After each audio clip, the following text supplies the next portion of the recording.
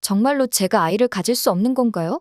박도라는 의사와 간호사가 둘이 하는 이야기를 우연히 듣게 되었고, 하반신이 마비된 박도라가 아이도 갖기 힘든 몸 상태가 됐다는 충격적인 이야기를 듣고 그 사실을 믿을 수가 없었죠. 공진단 때문에 죽었다가 살아난 것도 모자라 모든 커리어가 끝장나고 전국민적인 미움을 받았어도 용기를 내어서 다시 한번 잘 살아보려고 했는데, 이제 하반신이 마비까지 된 데다가 아이까지 가질 수도 없는 몸이 되었으니 공진단은 철천지 원수도 이런 원수가 없었습니다. 하지만 절망하는 박도라를 본 고필승은 박도라가 슬퍼하지 않게 위로하며 말하길, 도라야, 내가 원하는 건 아이가 아니야. 물론 우리 사이에 아이가 있으면 더 좋겠지만 난 아이가 없이 돌아 너랑 단둘이만 살아도 충분히 행복하게 잘 살 수 있어. 그렇기 때문에 아이를 갖기 어렵다고 해서 절망하거나 슬퍼할 필요는 없다고 생각해. 하지만 내가 지금 정말 힘든 건 돌아 내가 재활에 전념할 생각 없이 좌절하고 힘들어하는 모습을 보는 거야. 난 이제 다시 일을 시작하게 돼서 매일 내 곁에 있어줄 수가 없기 때문에 나 없는 동안에 내가 슬퍼하고 있을까봐 그냥 그게 가장 걱정이 될 뿐이야. 돌아, 내가 정말 나를 걱정하고 사랑한다면 내가 없는 시간에도 좌절하지 않고 씩씩하게 밥 잘 먹고 재활하면서 내가 올 때까지 기다려주면 좋겠어. 돌아야, 할 수 있겠지? 고필승은 늘 그래왔던 것처럼 박도라를 차분하게 위로하기 시작했고, 그런 고필승을 보는 박도라는 더욱 미안해서 어쩔 줄 몰라 했지만 속마음과는 다르게 거친 언행을 일삼기 시작했어요. 오빠, 제발 이제 좀 그만해. 나는 오빠 만나고 되는 일이 하나도 없었어. 나를 죽게 만들고 다리도 못 쓰게 만든 건 물론 그 인간 공진단이었지만 오빠도 항상 그때 같이 있었잖아. 오빠를 만나고 내 인생이 구렁텅이로 빠지는 것 같아. 그러니까 제발 이제 좀 내 곁에 오지 말라고. 고필승은 박도라가 자신에게 정을 떼기 위해서 일부러 못된 말을 한다는 것을 알았고, 박도라가 아무리 모진 말을 한다 하더라도 자신이 받는 상처는 전혀 개의치 않은 채 무조건 박도라의 마음만 걱정했습니다. 연기를 시작하는 게 도라에게 도움이 될까 생각돼 휠체어에 탄 첫사랑 여자가 주인공인 영화를 새로 기획하면서 오로지 박도라만을 위한 시나리오를 쓰기 시작했죠. 얼마 후 고필승이 시나리오를 보여줄 때만 하더라도 기분이 상당히 좋아졌던 박도라는 그래도 국민들의 여론이 좋지 않아서 영화에 누를 끼칠까봐 걱정된다고 염려했지만, 고필승은 기획기사 아래 쓰인 댓글들을 보여줬어요. 다리 다치셨다는 소식 들었어요. 완쾌하세요. 꼭 다시 일어나실 거예요. 응원하고 있을게요. 그동안 오해해서 미안합니다. 스토커 공진단 때문에 고생 많으셨죠? 도라님, 이제 꽃길만 걸으세요. 국민 여신 박도라 컴백 응원합니다. 내 영원한 스타 박도라, 사랑해요. 그리고 박도라는 자신에게 응원을 보내는 국민들의 응원을 보며 눈물을 흘리며 말하길, 오빠, 나 이제 정말 행복해. 이렇게 나를 응원해주는 사람이 많다니. 나 더 이상 바라는 게 없어. 나를 위해서 댓글 써준 분들 위해서라도 열심히 연기해서 꼭 보답하고 싶어. 오빠, 멋진 시나리오 써줘서 정말 고마워. 박도라는 다리가 다친 데다 아이도 갖지 못하는 자신을 끝까지 사랑해주는 고필승과 자신에게 쾌유를 바란다며 응원을 해주는 국민들을 보면서 모처럼 만에 행복했고, 고필승을 꼭 껴안았습니다.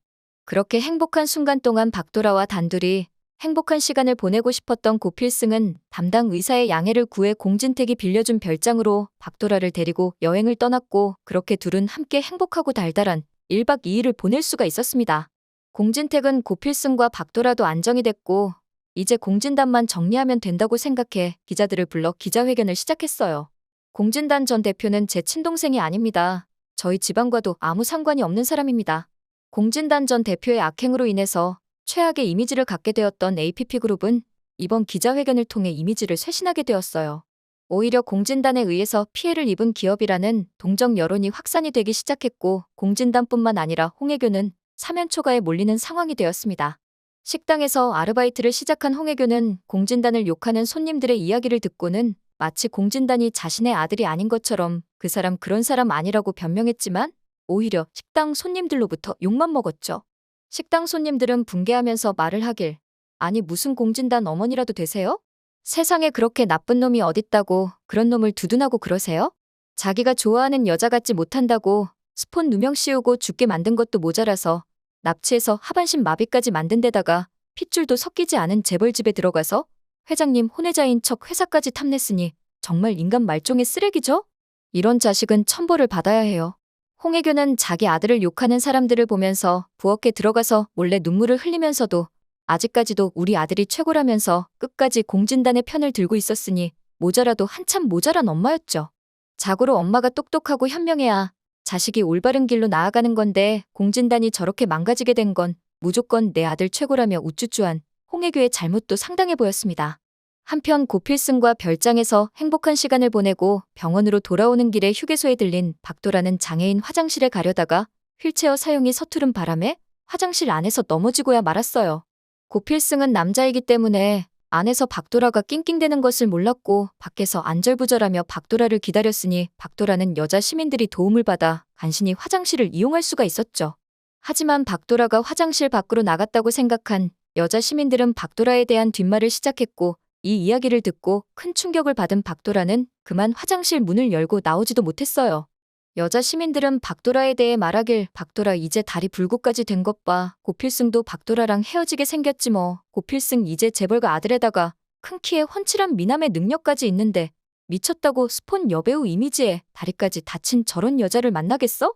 만약에 만난다면 고필승만 불쌍하지. 그게 뭐 사랑해서 만나는 거겠어?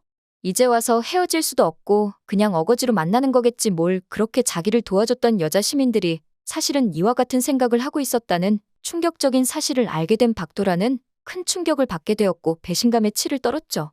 무엇보다 다른 사람들의 말이 사실이라면 고필승이 너무 불쌍하게 여겨졌어요. 어쩌면 자기가 필승 오빠 곁을 떠나주는 게 고필승의 행복을 위한 거라는 생각이 들었고 다리만 멀하더라도 맘대로 떠날 텐데 그러지도 못하는 처지가 비참했죠. 그리고 만나는 사람 모두에게 제발 나를 필승 오빠가 없는 곳으로 데려다 달라고 애원하기 시작했습니다.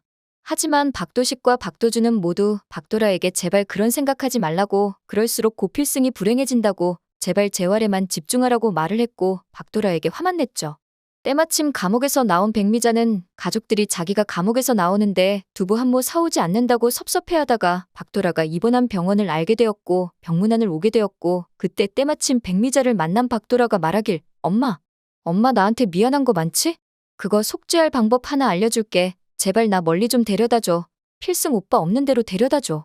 그렇게 백미자에게까지 애원을 하자 백미자는 반실성한 박도라를 보면서 너무 슬퍼 제발 내 딸 좀 도와달라고 김선영과 장수연에게 찾아가 부탁까지 하지만 김선영과 장수연 또한 박도라를 보고 너무 안쓰러워 눈물만 흘릴 뿐 딱히 도움이 되지는 못했습니다. 그렇게 고필승 곁을 떠날 궁리만 하던 박도라는 몇 번 휠체어를 타고 도망쳐 나왔지만 멀리 가지도 못하고 길바닥에 나동그라져 고필승에 의해 다시 병원으로 옮겨지며 그렇게 반실성한 상태로 살다가 택시를 타고 고필승이 찾을 수 없는 아주 먼 곳으로 도망을 가버리고 말았죠. 그리고 장수연은 힘들어하는 아들 고필승을 위해 필사적으로 박도라를 찾아다니기 시작했고 공진택의 도움으로 마침내 박도라가 제주도에 살고 있다는 사실을 알아냈어요. 그렇게 장수연이 알려준 주소를 들고 고필승이 제주도로 향했고 그곳에는 박도라가 고필승을 똑 닮은 아이를 한 명 안고 있는 걸 발견했습니다. 그 아이는 바로 공진택의 별장에서 고필승과 박도라가 만든 아이였어요. 고필승은 박도라를 보자 반가워 눈물 흘렸고 박도라 또한 엉엉 울며 고필승을 보았죠. 그리고 두 사람의 귀여운 아이는 빙긋이 웃으며 고필승을 바라보았습니다. 그런데 그때 박도라가 한 발을 땅에 내딛더니 다른 발을 또 바닥에 내딛고는 걷기 시작하는 게 아니겠어요? 공기 좋고 물 좋은 제주도에 살면서 아이를 위해 필사적으로 재활운동을 했던 박도라는 혼자의 힘으로 장애까지 이겨내는 기적을 보여주었던 것이었습니다. 두 사람의 아름다운 사랑이 최종에 어떻게 결말을 맺을지 마지막이 정말 기대되네요. 오늘 영상 재밌으셨다면 구독과 좋아요 부탁드려요.